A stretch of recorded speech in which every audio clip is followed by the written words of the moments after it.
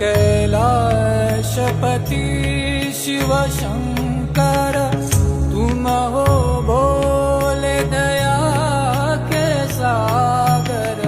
तुम कैलाशपति शिव शंकर तुम हो भोले दया के सागर। दूर करो सब दुख हमारे, दूर करो सब दुख हमारे।